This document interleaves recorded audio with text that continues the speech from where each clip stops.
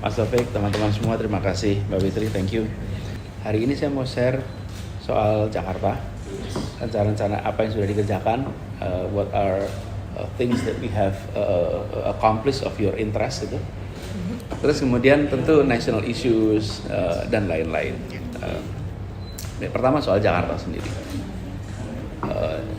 Jakarta ini kalau bicara tentang tantangan itu stock of problems itu banyak. Ya, Nina yang ngikutin rutin, you have covered many things. Nah, di sisi pemerintahan itu kami harus ambil semuanya. Nggak mungkin pemerintah hanya bilang, oh ya kami hanya mau urus 1, 2, nggak bisa. So you have to cover everything from A to Z. Nah, itulah sebabnya kenapa saya di dalam menerjemahkan itu punya pendekatan manajemen. Gak mungkin seorang gubernur datang ke kantor dengan semua dinas, semua badan, dia akan bisa mengendalikan sesuai maunya. Seluruh dinas itu, seluruh badan itu sudah berada di sana berpuluh tahun. Dan seorang yang menjadi kepala dinas itu sudah bekerja minimal 20 tahun. Kalau enggak, dia nggak jadi kepala dinas. Nggak ada. Jadi dia semuanya sudah berjalan dengan kebiasaannya. Sementara elected leaders itu datang dengan ide mau melakukan perubahan. Okay? You are coming to institutions that everyone else but you don't want to make change. I'm going to continue what I'm doing gitu. Terus here you are, elected official, come go. Hooray gitu kan. You're elected guy, welcome gitu. Begitu masuk kantor, semuanya not on your side dalam artian mau berubah. Mungkin politically I voted for you, mungkin iya. Saya pilih Anda, nggak pilih yang satu bisa. Tapi begitu sampai pada ngerjain berubah, aduh sebentar. Why should I change? Okay. Langkah pertama yang saya lakukan adalah membentuk delivery unit. Delivery unit, kenapa tangan saya cuma 2, jam saya cuma 24, nggak bisa ditambah. Jadi saya bikin delivery unit. Delivery unit ini siapa? Profesional yang mengerti bidangnya. Namanya TGUPP. Disitulah seluruh janji itu diterjemahkan dalam bentuk program. Kemudian dipastikan oleh tim itu masuk dalam RPJMD. Kalau kita ngasihin ke jajaran gitu aja, belum tentu tuh semua janji kampanye masuk tuh di RPJMD. Siapa yang mastiin detailnya tuh? So I have this individuals monitoring. Masuk kemudian masuk RPJMD, kemudian kita khusus Jakarta kita bikin namanya KSD, Kegiatan Strategis Daerah. Itu adalah dibuat keputusan gubernur, inilah kegiatan strategis. Lalu semuanya itu diterjemahkan dalam form pengendalian. Namanya F8K. Ini form yang orang Jakarta, Pemprov tuh kalau denger itu aduh gitu. Karena F8K itu form pengendalian. F8 forum 8 kolom. Oke. Anda dikendalikan week by week. Oke. Gubernur berjanji untuk melakukan A. Itu pengendalian ada tuh untuk nanti jadi itu barang. Saya ini mengendalikan sebuah organisasi dengan hampir 200.000 orang yang bekerja. Oke, 120.000 itu berstatus non PNS, 130 kemudian 60-an ribu itu berstatus PNS. Oke, mana mungkin saya bisa mengendalikan itu semua? Nggak bisa, satu orang harus pakai manajemen. That's the key, itu manajemen. Makanya kemudian kita susun dalam bentuk pengendalian program. Nah, dalam pengendalian program itu, seluruh program kita itu diterjemahkan di dalam takran yang masuk dalam KPI. Dan KPI-nya masuk kepada TKD, tunjangan kinerja. You don't achieve, your pay got lower. Jadi kita bukan menambah. Anda udah ada gini. Kenapa kok mulai begitu? DKI Jakarta itu salary-nya PNS tinggi sekali. Jadi nggak apa-apa, kita nggak mau nurunin, tapi targetnya ini. So it's not incentive ya Pak? Justru. Udah gede banget. 12-18 juta. Wow. Coba Anda bayangkan dengan angka segitu, kalau jadi wali kota berapa kira-kira? 3 kalinya. 75 juta. Oke. Jadi sekda itu 110-120 juta. Wow. Jadi begitu saya biaya hidup, nomor 1 ini pangan, pengendalian pangan. Kawan sekalian, Bapak sekalian, pengendalian pangan itu satu yang kami rubah. Kami membuat seluruh suplai pangan diurus oleh BUMD, seluruh demand diurus oleh SKPD. Jadi nggak dua-duanya. Suplai itu pasokan, semuanya BUMD. Kemudian SKPD nggak boleh lagi ngurusin suplai. Jadi dinas peternakan, mereka nggak usah ngurusin supply. Anda ngurusin demand, titik. Your part is managing demand. Dia harus ngukur nih berapa besarannya, berapa kebutuhannya. Supply-nya 100% oleh BUMD. Kenapa? Dulu itu SKPD kita juga punya tanah di mana, punya tanah di mana, sehingga yang ngurus demand, yang ngurus supply itu jadi satu. Itu split. Satu. Apa kemudian ada aplikasi namanya Info Pangan Jakarta, IPJ, ya teman-teman bisa pakai. Ini pastikan bahwa kebutuhan ini terkendali. Karena begitu Jakarta harga pangannya berubah, se-Indonesia terdampak. Yang kedua, perumahan. Perumahan ini di Jakarta ini minimal ada 3 kelompok. Kelompok yang punya processing power. Processing powernya itu besar ya. Kemudian di sini di ambang batas. Oke. Yang ketiga itu adalah yang lemah atau kecil. Ini strong purchasing power, ini weak purchasing power. Semuanya perlu rumah. Approach-nya apa? Untuk yang strong purchasing power, market mechanism udah menyelesaikan. Jadi kayak kita ini udah nggak perlu apa. Jadi kalau Mas Adi cari rumah, udah bisa langsung cari ke developer, ya, bisa itu. Nah, ini rombongan yang punya strong purchasing power. Yang kedua itu dalam ambang batas. Batas itu artinya bisa nyicil tapi nggak punya tabungan. Kira-kira banyak di ruangan ini. Kira-kira banyak. Benar kita. Ya? Mereka itu di mana? Mereka itu orang yang antara UMP sampai 15 juta. Itu adalah mereka yang bisa dibilang punya power sekali belum, tapi cukup. Biasanya apa? Kontrak, numpang. Kenapa? Belum bisa kredit. Ini masuk namanya DP 0 rupiah. Bisa bayar bulanan, nggak bisa bayar DP. Karena nggak punya uang untuk bayar DP. Okay?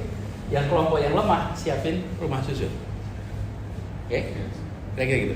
Ini bagi mereka yang membutuhkan rumah. Bagaimana dengan mereka yang sudah tinggal di Jakarta? Diamankan biar nggak terusir. Kenapa? Kenapa tidak terusir?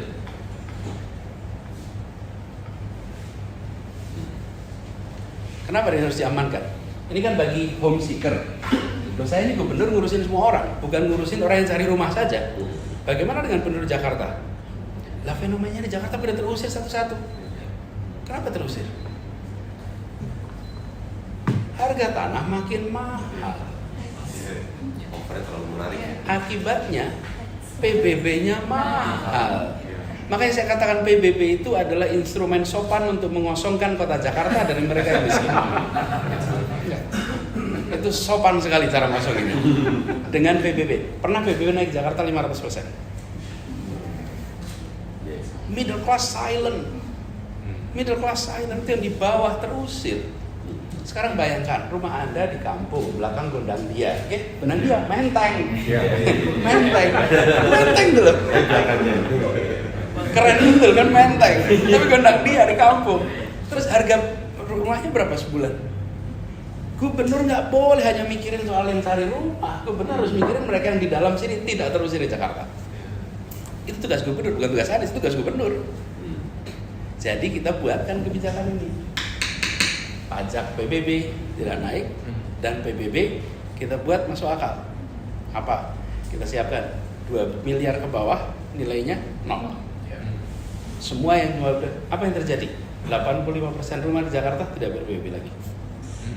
85%. Kalau kita naikin itu menjadi 3 miliar, itu bisa 90% lebih. Terus mobilitas ternyata saat di Jakarta itu bisa sampai 30% dari spending itu untuk mobilitas. Nah bayangkan, kalau biaya hidup itu unsur terbesarnya menjadi mobilitas, ngeri sekali bukan? Kalau untuk pangan, perumahan memang dia nikmatin langsung mobilitas itu. Nah di sini yang saya mau cerita panjang. Tapi sebelum masuk situ kesehatan dulu sebentar. Soalnya nanti kalau itu lupa ke sini. Coverage itu sekitar 77% dari warga Jakarta tercover asuransi. Berarti yang 23% itu belum tercover. Dan 23% itu kira-kira yang paling atas atau paling bawah? Paling bawah. Jadi yang kita lakukan pertama kali 2018 adalah menjadikan ini 99% tercover. Kami nggak bisa bilang 100% karena pasti ada satu orang yang nggak, dua orang nggak. Prakteknya ini terjadi. Jakarta adalah salah satu provinsi pertama yang universal health coverage. Dan itu artinya alokasi uang untuk dicek anggarannya sekitar 1,4 triliun. Keluar langsung untuk bayar ini. Sehingga semuanya Jakarta tenang. Itu 2018. Nah, sekarang saya kembali ke mobilitas. Apa yang dilakukan mobilitas? Nah, mobilitas ini yang dibutuhkan adalah perubahan mindset. Perubahan mindset bahwa kota ini memfasilitasi transportasi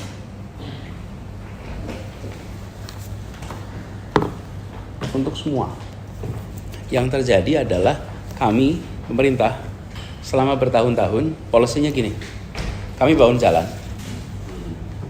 Kendaraannya Anda pilih sendiri. Dan kami akan berikan subsidi BBM-nya. Kira-kira mindset kita begitu. Anda pilih sendiri mobilnya, tergantung ke daya beli Anda. Yang makmur belinya mobilnya A, yang kurang makmur B, dan lain-lain. Terus yang kurang lagi motor. That's your choice. Kami pastikan jalannya rapi. Ketika itu dikerjakan beberapa dekade, gridlock. Gridlock, karena semua orang melakukan rational choice. Ini contoh gimana rational choice itu nggak bisa kumulatif. Ini yang kita belajar dalam sekolah. Dulu kan katanya rational choice individual itu menjadi kolektif rational. Enggak. Ini contoh rational decision individual level menjadi irrational collective level.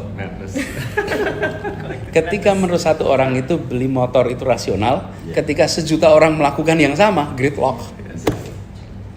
Itulah yang terjadi di kota ini.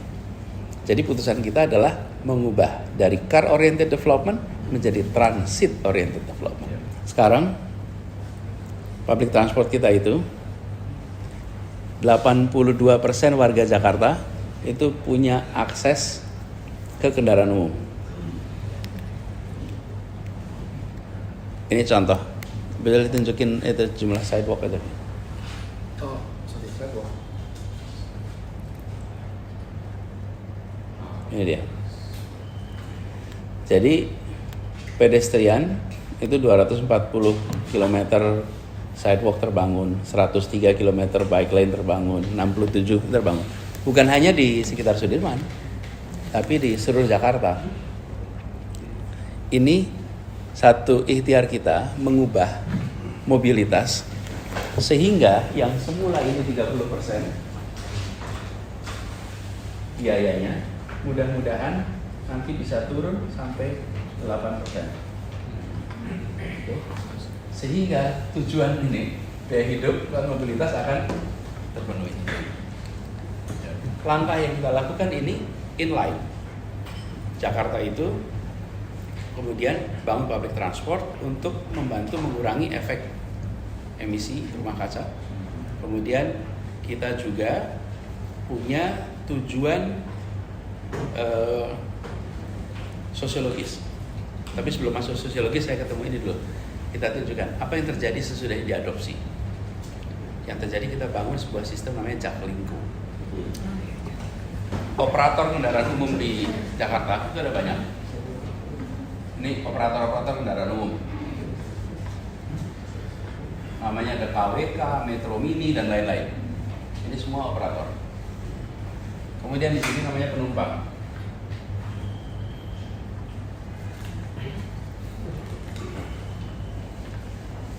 Mereka bertransaksi. Terus kami di sini pemerintah itu membuat regulasi yang mengatur agar transaksi ini terjadi. Oke, kami juga membuat regulasi tentang rutenya dan lain-lain. Tapi transaksinya antar ini, Anda bayar kepada operator. Lalu saya sampaikan, ini masalahnya bukan nggak ada public transport. Di Jakarta tuh ada public transport, tapi tidak integrasi. Jadi kata kuncinya adalah integrasi. Jadi ini harus satu kesatuan supaya rutenya terintegrasi, payment sistemnya terintegrasi, manajemennya terintegrasi. Jadi operator-operator itu saya undang ke balai kota. Itu sekitar Februari 2018. Itu ya kalau boleh saya ceritakan pertemuan paling panas yang pernah saya ikuti. Panas betul. Kalau kemarin nggak panas, panas betul. Seruangan itu adalah para operator, para pemilik, para manajemen, dan sebagian ibu-ibu.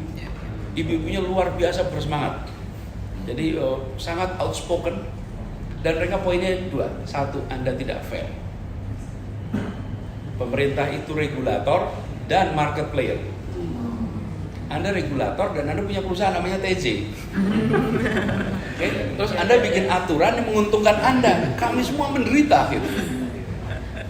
Okay? Very clear. Saya bilang paham. Jadi saya rapat itu tuh kan saya bilang saya ini sekarang ini lagi mau mulai perubahan. Jadi saya Bapak Ibu sekalian, saya mau ajak kita jalan sama-sama. Tapi nomor satu, saya terima kasih Anda sudah membantu memberikan transport. Itu terima kasih. Dan terus mereka bilang apa? Pertama kali ada yang bilang terima kasih sama kami. Kami ini gak berani terima kasih sama negara. Terus dan itu pertemuan pertama dengan gubernur. Kemudian yang kedua, kami akan bangun sebuah sistem, kami akan ajak Anda untuk bergabung. Sistemnya seperti ini. Nah, saya jelaskan.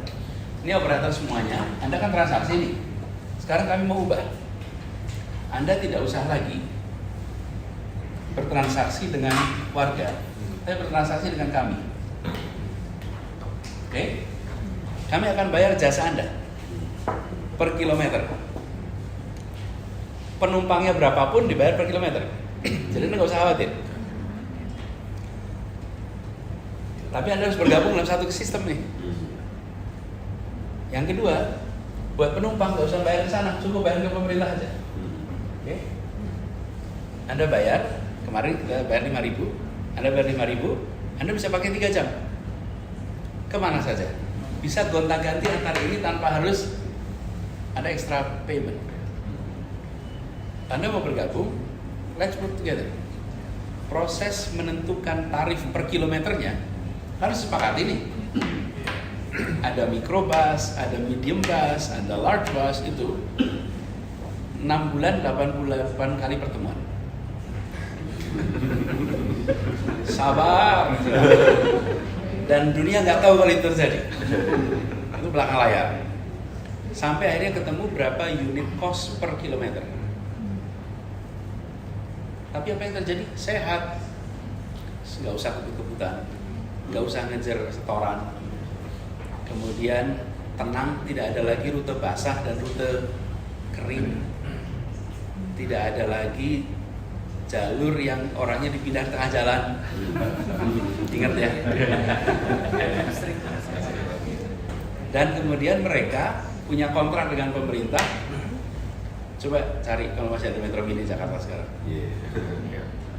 Apa yang terjadi? Mereka punya kontrak ke pemerintah, perusahaannya ganti armadanya tanpa harus kami perintahkan, ganti. Mereka juga kepengen ganti kok selama ini. Cuman uangnya nggak ada. Karena itulah kenapa kampas remnya bermasalah, kampas kopinya bermasalah. Karena revenue dari sini nggak cukup. Ini dihitung beneran nih biayanya. Ekosistem public transport kita jadi sehat, very healthy. Jadi kita bukan begini loh caranya. Kalau yang saya Jangan kemudian Transjakarta digedein semua dimatikan. Jangan, ini dihidupkan. Justru sekarang mereka merasa sekarang kami bisa berusaha dengan baik, pemerintah membeli jasa kami. Ekosistem itu nggak mati, tapi dibuat sehat. Biayanya, nah di sini ada selisihnya nih. Delta ini, kalau bisa dibilang itu yang ngambil siapa? Yang ngambil pemerintah. Biaya di sini misalnya alfa, di sini beta, kemudian terjadi kan? Ada kenyataan ini. Kenyataannya begini nih. Siapa yang absorb? Yang absorb adalah subsidi dari pemerintah. Kenapa? Karena biaya yang harus dikeluarkan lebih besar daripada yang kita terima dari masyarakat. Nah, ini teman-teman yang kemudian kita masukkan sebagai subsidi. Begitu ini terjadi, terjadilah perubahan di masyarakat. Perpindahan dari kendaraan pribadi ke kendaraan umum muncul. Sayang tengah-tengah itu terjadi, muncul pandemi. Ya kan pandemi orang nggak di kendaraan umum itu. Bayangkan dari 350.000 jadi 1 juta. Itu Ridership. Daily ya Pak ya? Daily. Jadi ada 1 orang sekarang yang naik 1 juta orang yang naik kendaraan umum. Nah kita berharap by 2030 4 juta. Kalau 4 juta orang bisa naik kendaraan umum, Jakarta akan menjadi kota di mana biaya mobilitas akan murah.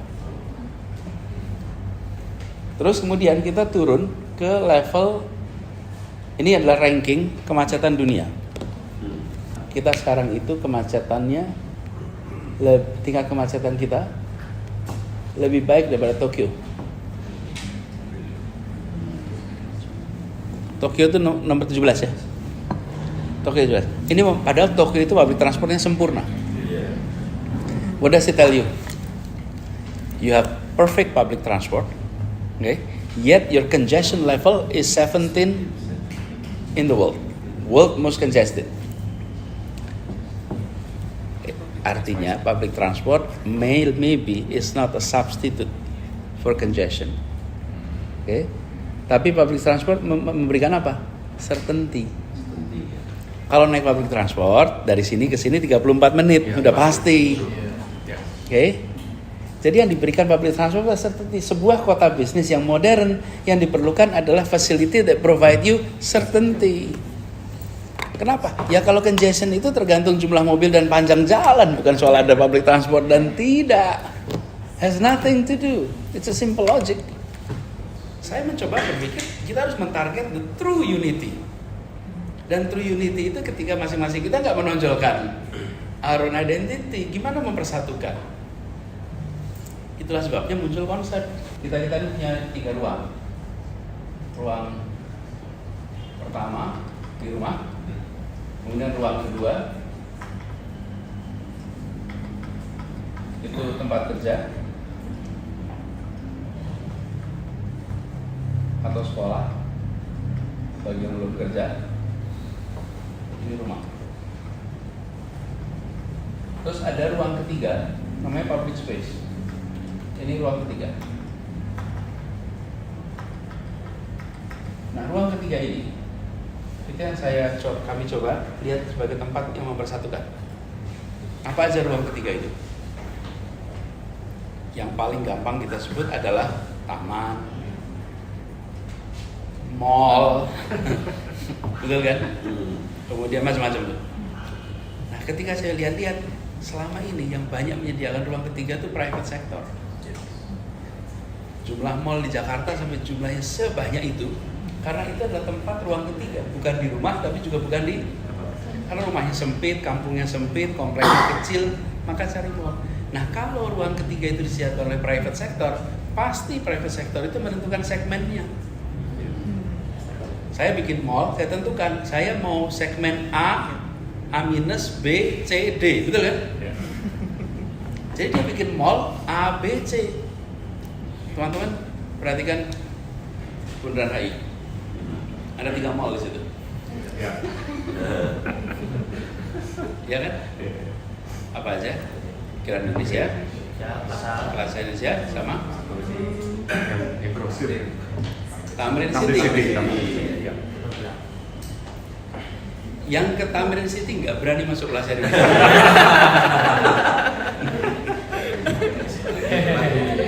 Bener nggak? Dan sebaliknya. Nggak. Yang ke Plaza Indonesia nggak mau ke Tamrin City. No way. Grand Indonesia yang ke sana nggak masuk sebelahnya. Jadi saya melihat ini this is a problem. We gotta solve this. Dan gubernur itu bukan soal hard infrastructure yang bisa difoto. Gubernur itu juga bicara tentang gimana perasaan kebersamaan di kota ini. Harus diikhtiarkan. Soal berhasil apa tidak soal lain, tapi harus diusahakan. Jadi kami potongnya horizontal untuk menjangkau semua. Satu, public transport. Public transport itu tujuannya mempersatukan, bukan cuma memindah badan orang dari satu tempat ke tempat lain. Kenapa public transport tujuannya mempersatukan? Di public transport tidak ada VIP, tidak ada reguler. Ngantrinya sama, berdirinya sama, duduknya sama, posisinya sama, semua. Anda mau pejabat paling tinggi, mau CEO, mau jobless, same. Jadi public transport tujuannya mempersatukan. Terus kedua, bikin taman yang banyak. Saya tunjukin jumlah taman kita. Taman itu bukan banyak. Kita ini membangun ada 370 taman direvitalisasi selama 4 tahun ini. Lalu sekarang ini 91% penduduk Jakarta dalam jarak 800 meter ketemu taman. Anywhere di Jakarta. Idealnya nanti ini taman-taman kita. Jadi mindsetnya itu sama, mempersatukan, tapi nggak ngikutin paradigm lama. Karena itu gubernur nggak bicara tentang toleransi dan lain-lain. Coba memang saya sering ngomong begitu. Enggak, bukan saya nggak peduli, cara ngedressnya beda. Dengan bikin public transport, you're blending. Dengan bikin park, you're blending. Sidewalk itu membuat yang namanya berjalan kaki itu menjadi mempersatukan. Itu di sidewalk itu nggak ada yang merasa minder. Apakah ada orang datang ke sidewalk itu merasa saya nggak seharusnya berada di tempat ini? Nggak ada. Salah kostum di sana. Salah nggak ada. Terima kasih Pak Anies untuk elaborasi dan sebagai pengguna KRL I can totally agree bahwa upaya untuk mengintegrasikan itu bisa melakukan banyak hal dan efeknya pasti positif. Kita bisa mulai untuk kalau ada beberapa hal yang mau ditanyakan ke Pak Gubernur, baik soal DKI atau mungkin soal non DKI. Silakan. Ya, ini banyak sekali tadi yang menarik dan terus terang banyak konsep-konsep yang kalau dari luar itu, kalau dari luar gitu saya melihatnya, wah kenapa ya ini Jakarta semakin cantik saja gitu ya, tapi ternyata di bawah kecantikan itu ada sesuatu yang lebih substansial gitu, dan bahwa memang tadi ada konsep garden jadi park, terus kemudian kenapa transportasi, so we're united by public transport, that's very powerful I think. Banyak sih sebenarnya, cuma mungkin pembuka aja ya, jadi mungkin selama 5 tahun ini menurut Bapak apa sih yang you talk about bureaucracy dan tadi banyak kesulitan orang untuk berubah gitu. Tapi kemudian apa yang paling susah untuk dirubah dari untuk transforming Jakarta to create change, what's the hardest thing?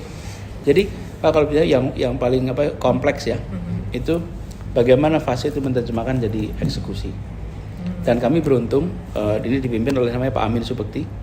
Pak Amin Subekti itu adalah seorang akuntan by training, tapi juga dia ekonomis dulu di World Bank, pernah menjadi salah satu direktur di rekonstruksi Aceh itu, BRR. Lalu pernah menjadi direksi di PLN, Pertamina. Jadi dia punya pengalaman pemerintahan, punya pengalaman swasta. Jadi dia yang berada, kalau di kita tuh Chief of Staff. Dia Chief of Staff yang menerjemahkan ini dalam bentuk langkah detail, dan dia yang monitoring week by week. Seluruh timnya melakukan. Nah, itulah yang menurut saya kalau bisa dibilang salah satu faktor sukses. Yang kedua, adalah dedicated ASN. Kita ketemu ASN DKI yang champion for change, dan kita bersyukur sekali bahwa mereka itu on the leadership. Kalau nggak akan bisa jalan. Perhubungannya Safrin yang paham sekali, yang progresif, asisten perekonomiannya yang paham, yang progresif. Jadi kita tuh sekarang tuh punya orang-orang yang very professional, sangat menguasai bidangnya, punya pengalaman dan mau belajar. Jadi itu tim yang solid. Sesudah itu soal delivery aja. Saya hanya berharap, ini kan saya mau selesai ini bulan depan. Saya hanya berharap bahwa namanya juga harapan, tapi haknya kan pada yang berikutnya. Berharap bahwa meritokrasi ini dipertahankan. Karena meritokrasi inilah yang membuat saya ketika masuk tidak mengganti orang-orang yang dulu dipilih oleh Pak Basuki. Kecuali delivery pekerjaannya nggak jalan. Jadi saya kalau mutusin ganti orang itu 3. 1, deliver pekerjaan bermasalah. Kalau tidak bermasalah nggak diganti. Yang kedua, loyalitas pada misi. Loyalitas pada misi ini kita targetnya ini loh. Anda agree nggak target ini? Kalau melenceng, out. Yang ketiga, periodenya habis. Mungkin follow up dari Witri tadi dan Pak Anies tadi bicara soal how history will judge or remember you, Pak Anies. Tapi what will be considered as your legacy? Karena kita sekaligus untuk tema tadi bahwa ada pesan untuk the next administration, but what will be your legacy? 1, membangun ruang ketiga. Ruang ketiga itu, I think it's one of the key yang kita, istilah ruang ketiga sendiri adalah istilah yang cukup baru. Ruang ketiga. Kemudian perasaan kebersamaan, gini loh, kebersamaan itu kayak listrik soalnya. Ini listrik nyala itu nggak ada yang bilang terima kasih PLN. Kita mati ya. Iya. Coba Anda 5 tahun di Jakarta, ada tension di kota ini? Nggak ada. Cuman itu kayak listrik. Kalau listrik nyala itu nggak ada yang bilang alhamdulillah ya terang ya, alhamdulillah ya AC-nya nyala ya. Nggak ada. Nggak ada yang bilang iya ya Jakarta 5 tahun anteng ya, tenang ya, damai. Loh, itu tuh ada usaha loh di belakang itu gitu. Kami lihat itu ada beberapa hal yang ikonik, soal reform taman, soal reform fasilitas olahraga. Teman-teman tahu nggak di Jakarta di 5 kota ada lapangan sepak bola dengan standar FIFA? Yang tahu cuma 1. Oh ya. JIS. Enggak, ini di tiap kota, di kampung-kampung. Ada fotonya nggak tuh? Nggak yang foto ini aja apa namanya di koran mana ada? Di koran. Jadi kita itu bangun bangun lapangan sepak bola dengan rumput FIFA, dengan standar FIFA lapangannya, tapi untuk orang kampung dan gratis. Pernah satu ketika itu ada asosiasi dokter spesialis. Lewat seorang menteri ngontak ke saya, minta tolong boleh nggak diblok beberapa minggu karena dokter spesialis melakukan kompetisi sepak bola. Terus saya bilang kalau dokter spesialis bisa bayar, ini untuk rakyat yang nggak bisa bayar gitu. Harapannya apa sih? Biar anak kampung-kampung ini main sepak bola lapangan FIFA. Biarkan mereka punya mimpi bahwa saya tuh saat nanti saya bisa main tuh di FIFA. Sekarang saya main lapangan ini. Lapangan itu dipinjam first come first serve. Registration lewat online. Nah itu yang saya kepengin tuh jagain. Jangan itu jadi komersial. Jangan itu jadi komersial. Begitu komersial yang dapat atas tengah atas lagi gitu. Mungkin semua orang tahu lah ya, Pak Anies ini kan satu dari mungkin sedikit yang kalau di survei paling tinggi. Dan semua juga tahu Pak Anies nggak punya partai gitu. Nah, yang kita pengen tahu sebetulnya what efforts gitu ya, setelah tidak jadi gubernur gitu. Sebulan lagi. Ada ruangan nggak di Jakarta Post? Siapa tahu bisa ngetik gitu. Kami itu tidak punya tim komunikasi, Mas. nggak ada, boleh dicek sama semua konsultan politik. Apakah Anies punya konsultan politik? Tidak punya. Tidak punya tim konsultan, nggak ada. Angka itu pure, dan Jakarta terlalu kecil untuk bohong, Mas. Semua orang tahu siapa saya nggak pernah media buying, saya nggak pernah pasang advertisement, saya nggak pernah itu semua. Jadi angka itu adalah angka alamiah, non marketing result. Semuanya mengandalkan, ya nggak tahu tuh dari mana gitu. Jadi angka itu tuh angka yang saya nggak ada istilahnya kampanye dan lain-lain. Itu sudah setahun. Sekarang udah mau masuk ke ujung. Komitmen saya dulu adalah mengerjakan 5 tahun di Jakarta. Saya diajak Pak Prabowo jadi wakil. Saya tidak bersedia tahun 2019. Dan pada waktu itu saya sampaikan, saya kan komit di Jakarta 5 tahun. Apa yang saya harus sampaikan kepada jutaan orang yang mendukung itu? Kalau di tengah jalan saya permisi. Jadi kami coba jaga nih 5 tahun ini. Itu sebabnya saya nggak bikin tim sukses. Saya nggak bikin, kenapa? Wah, saya mau konsisten 5 tahun. Maka ini jangan sampai ini batal di menit-menit terakhir, Mas. Ini udah tinggal 1 bulan lagi. Tolong jangan ada pencalonan. Karena kalau sampai itu kan kayak membatalkan 5 tahun. Saya nggak mau ikut. Nanti sesudah itu baru pencalonan. Terserah. Tapi jangan sampai Oktober ini ada pencalonan. Kalau ada pencalonan kita rumit. Janjinya 5 tahun. Nah itu kita coba kerjakan. Lalu nextnya apa? Ya praktis. Kita harus tahu bahwa ini ada sesuatu yang begini, sesuatu yang kalau saya bayangkan, saya ini gimana ya saya analoginya, saya ini berada di dalam posisi yang tidak saya usahakan, Mas. Saya menjadi naik survei itu bukan saya mengusahakan, Mas, ya. Tapi saya berada di posisi itu karena itu saya harus ambil tanggung jawab. Kalau kalau umat Islam itu di masjid itu, kalau di soft pertama itu kewajibannya ngikutin bacaan imam, Mas. Kalau nggak mau ngikutin bacaan imam, jangan di soft pertama gitu. Bener nggak Mas Rene? Iya kan?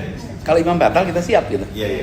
Nah saya ini berada di soft pertamanya itu bukan karena misahin orang terus maju ke depan, kegeser kanan kiri saya masuk ke depan, ke donor kanan kiri. Jadi sekarang saya posisinya bersiap. Bila ada pencalonan, maka saya akan pandang itu sebagai call for duty. I will do it. Tapi kan saya nggak punya partai nih. Jadi kalau political party, I will do it. Tapi berarti kalau ada yang mencalonkan, Bapak ready to step up? I'm ready. Dan kalau misalnya, let's say nggak ada yang mencalonkan, apakah ada aiming untuk maybe re-elected to be governor 2024 misalnya? Ya, saya am open for both. Kenapa open for both? Memang saya nggak punya tanda tangan. Kan you can decide if you have the authority. I don't have the authority. Yang punya otoritas adalah mereka, nggak partai. So jadi saya open. Cuman aneh ya, pilkadanya November 24, pilpresnya Februari. Kan harusnya pertandingan itu kan dibalik gitu loh. Ya kan? Pilkada dulu baru. Ini enggak gitu loh. Jadi kita ini rumit.